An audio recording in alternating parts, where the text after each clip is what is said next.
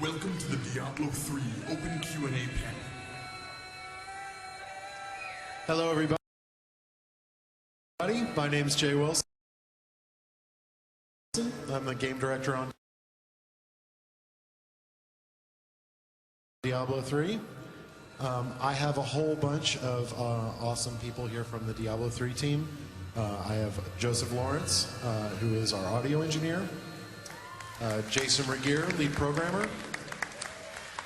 Kevin Martins, lead content designer. Patrick Stone, senior environment artist. Michael Chu, quest designer. Leonard Borarsky, lead world designer. Christian Leichner, art director. Nathan Letzog, associate producer. And Alex Mayberry, senior producer. So as you see, we have somebody from every discipline. So you have to ask questions about audio and programming, and don't just do all the questions about rainbows and unicorns. Make sure you get to all of them. So, and other than that, have fun.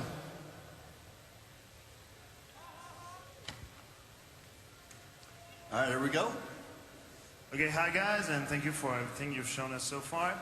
So I had a question. Basically, you said that you wanted to make the player focus on the game and not on the UI, basically.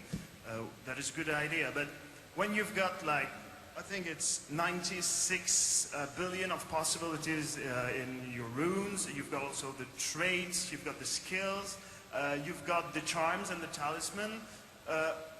So how are you going to manage the fact that all the players will have to think about all of this when creating the character? And also, how are you going to balance this in PvP? Because basically, if you're playing with 3 players, it's 96 billion multiplied by 3, plus the traits, plus etc.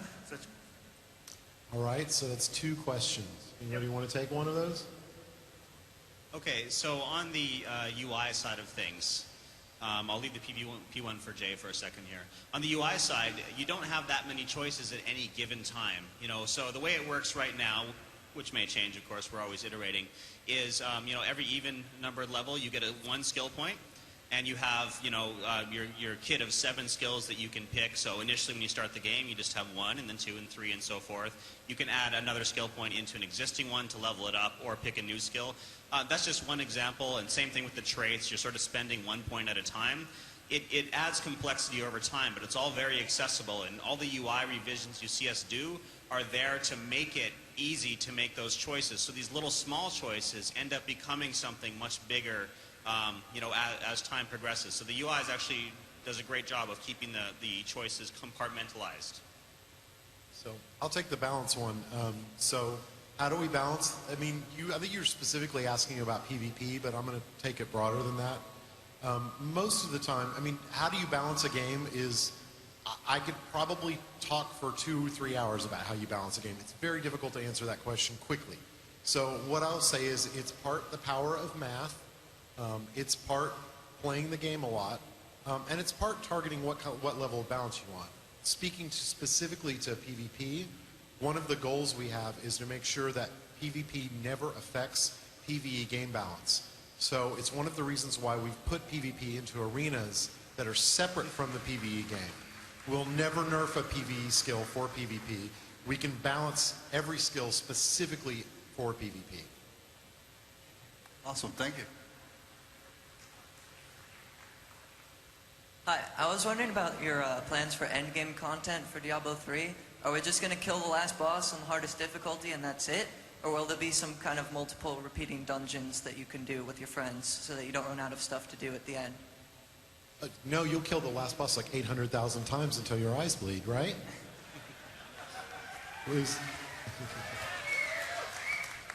So, when we don't have the end game figured out yet. The right time for us to figure that out is going to be when we're getting close to beta, when we've probably when we've put it into players' hands and they can play a good portion of the content. It's hard to build in-game before you have game, so it has to come in the right order. That being said, we think we have a pretty good idea of the kinds, because there's a lot of different kinds of players, and Diablo 2 didn't really do a good job of catering to all of them.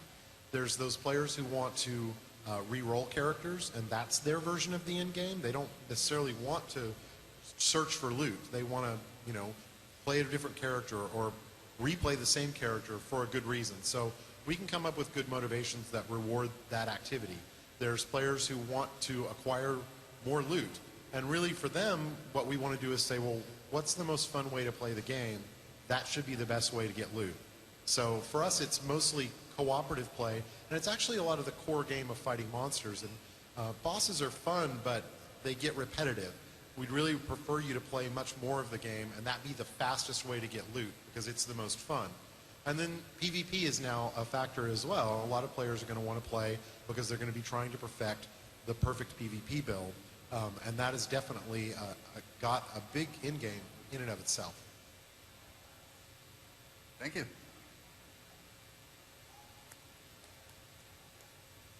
Hi. What is your priority for adding multiple multiplayer game modes, like maybe obviously CTF and Deathmatch come to mind in addition to the arena? But what about things like an escort or hunted, or say for instance base attack or defend, or even more specifically a Dota killer? Because if there's any game that I think can do it, I think it's this game's multiplayer potential. Okay, I'll take that one. We very much want to focus on making sure that it supports what the core game is. We don't really want to pull the game in a lot of different directions. Any mode that we might do is going to be focused back on the core game. Would we do more modes or different kinds of ways to play the game? Yeah, if we thought it would support the goal of what we want the game to be. Is that a possibility? Absolutely. We're really going to have to see how the game turns out and how people are playing it, and where we feel it's kind of similar to talking about the end game. Where are we missing an opportunity to appeal to part of the audience that might want to play a particular type of game? Thank you. A lot of us who played Diablo 2 focus more on PvP, even though it wasn't really supported. What are you guys going to do for maybe like clan or guild affiliations? Not like a World of Warcraft full-blown guild UI, but maybe just letting people know where you come from. So we haven't actually decided what we're going to do with guilds yet. It's would be a BattleNet level feature, and a lot of our BattleNet stuff is under discussion. So we're not quite sure at this point.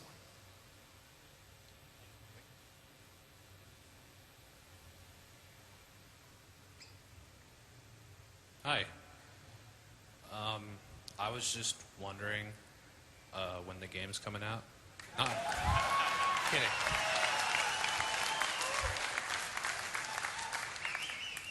I just wanted to ask. Tuesday after it's done. Could you give us a BlizzCon 2010 update on the economy in this game? What your plans are for trading? Get that one too. You guys have to ask Berger a question soon. Jason's going to get lonely. So economy. Well, we announced Artisans a couple months ago, and Artisans are a massive impact on the economy. Diablo 2's economy had several problems.